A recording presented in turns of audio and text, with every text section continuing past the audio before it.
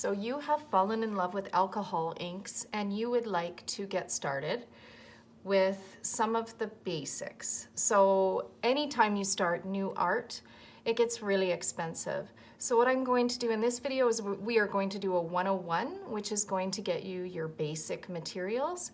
And then we're gonna go on to a alcohol inks 102, which is going to give us a few more items to add to our collection as time goes on. So the first thing you're gonna need is Yupo paper. So Yupo paper is, it's wood-free paper, acid-free. It's respected to use for gallery quality painting, so that's a good thing. It's very slippery, plasticky kind of paper. So we open it up and you can't really see it, just looks like regular paper, but it is quite thick and it's plasticky. It's very expensive. This pad here was about $30 for 10 pieces, and those are Canadian prices. So that's number one. Number two is some tiles. So what I like about the tiles is that you can erase these right to zero. When you work with Yupo paper, you can erase your Yupo paper, but you will get some staining. So I actually like to use the tiles because I can take this, which is a painted tile, and I can use my alcohol and erase that right down to nothing. So I'll just give you a quick demo here. So I can put on some alcohol to erase this and grab some paper towel here, and it's going to erase down to nothing. So better move that out of the way. As you can see, I'm pulling off all the ink, and then you can wash this tile right down. And that's what I like about tiles. When you're first starting out, you will erase sometimes and everything else, so I could keep erasing that right down to white. This here, if I was to drop things on it, I would see light stains. I can still paint over it. I just might have to do things a little darker on the second go. So those are some substrates to start with. I recommend these two to start with. You can also use the back of photo paper, not the shiny side, but the back side. Photo paper doesn't work quite as well, and a lot of photo paper has the watermark on it, either Epson or what have you. There's Canon, all those brands, so they're kind of out of the picture. So what I'm gonna do is put the alcohol here, because you are gonna need alcohol as a startup. You're gonna make sure to have a nice big bottle of alcohol to give your table a little wipe. Another thing that I really like to have is, this is a shower curtain that I got from the dollar store for $3, and I actually drape my table with it. It's cheaper than getting plastic tablecloths and replaceable. I really like the shower curtain. $3, this actually covers my table twice. So nice to protect your table. You don't want to get stains on it. Another thing you're going to need is some paper towel. So I actually have a paper towel dispenser. Just gonna grab that here. And so I have a paper towel dispenser, but you don't need something that great. You can just have a stack of just paper towels. I also have lined my table here with the paper towels. So paper towels are a good thing to have. Also some gloves for your fingers so that they don't look like mine. The inks really get into your nails especially, so it's a little easier to wash off the stains off your hands. Not as easy to wash off all the stuff under your nails that stains, and especially in these corners, they stay stained for a while. So something to think about. Gloves are another big thing. As for ink colors, here is my favorite threesome of colors that you can do many, many things with. It's the Tim Holtz or Ranger. Some people say Tim Holtz Ranger. These guys are in a 3-pack, which you can get at craft stores like Michael's. This 3-pack is my very favorite out of the 3-packs that they have. And the colors in this 3-pack are Stream, Butterscotch, and Wild Plum. So you can use your coupon at Michael's to get those 3 colors. Those are the inks I would start out with. You can do a lot of colors with them. They're gorgeous. So you can just put some of this butterscotch down, and then just even give it a wipe here, put it on there, and then drop your other colors inside it. And you can see that you can start creating some really beautiful colors with it. And here's the stream, another beautiful color. So you can dot in some beautiful things and make new colors. The stream and the wild plum make a beautiful purple, and the stream and the butterscotch make wonderful greens. So that's really good. You can just start with these 3 colors. If you can't find stream, that one's a little bit harder to find in the stores at times. You can replace it with mermaid.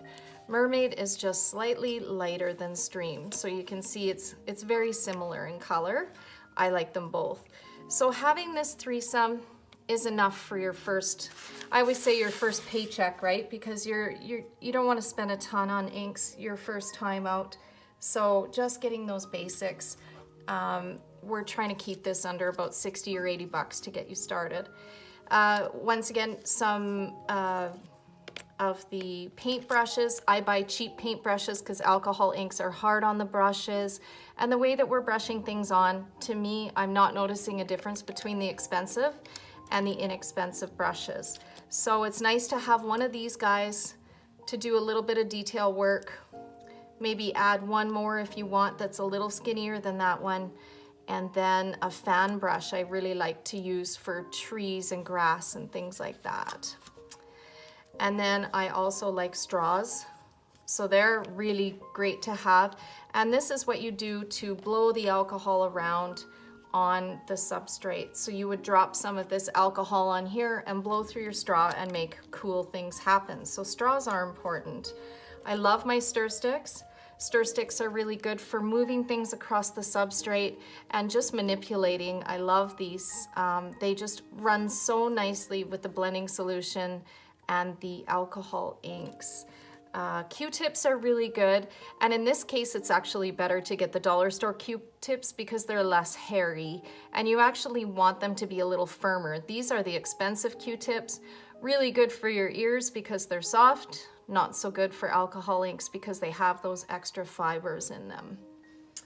If you don't have access to a craft store and you're just ordering online, or maybe you can only find the Pinata alcohol inks, I would get these 3 colors to start with. We have a Baja Blue, Senorita Magenta, and Sunbright Yellow.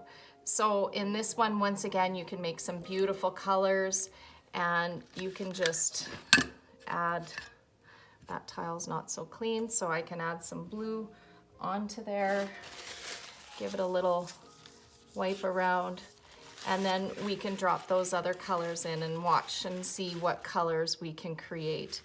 These colors are a little bit more intense than the Tim Holtz. I like using both of them, so they're all fun to use. You can see that I've made a green, there's the yellow, you can make another color, so, and then just dot it in there. You can see the wonderful colors that Pinata does. So Pinata is also a great brand to have, and start with these 3 colors, or you can buy something, they call it an exciter pack, and the Pinata exciter pack has about 10 colors in it, and it's cheaper to buy it as a pack, and so that's a good idea.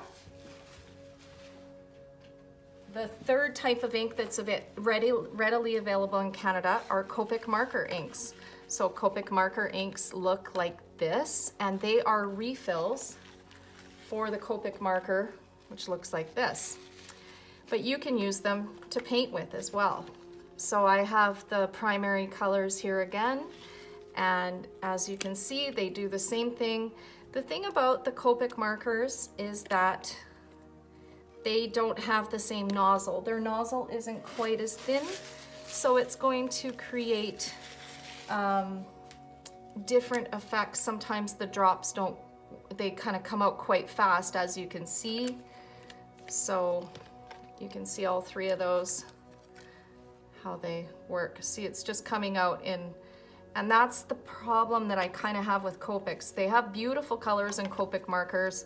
I just personally don't like using that dripper as much. It's meant to get a lot out into the felts, and so it's harder to control. You can change these and put them into some droppers that you like though, because as you can see, the Copic colors are really pretty.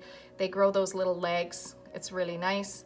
All of the colors kind of do that though. So as you can see, those are the 3 brands in Canada that we have readily available to us. You may find some different brands, but this is what the main ones are.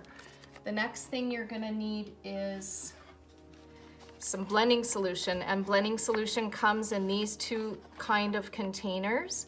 I personally like this one better because this one has a, once again, a nozzle on it. This one is just a flat squeeze bottle. I prefer this because I do a lot of nozzle painting. This one is my favorite, but both of those will work. So you just need one of those kinds. It's the same thing, just different writing on it. If you wanted to add, when you buy the piñata, if you wanted to add a rich gold, the rich gold is really nice.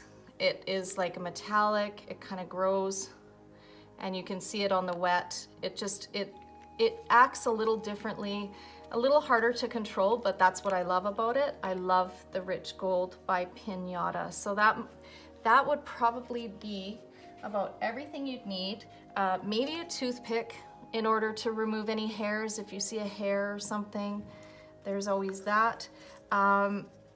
Also a little cup for your alcohol to be put in. So here you go. Here is the 101 stuff. So all in all, this is going to cost you about, well, if you buy the Yupo pad, it's going to add to it. Less the Yupo pad and just using the tiles, you're going to be looking at about $40 to $50. If you add a thing of Yupo in there, you're looking at about 60 to $80 with the Yupo pad. So that is 101.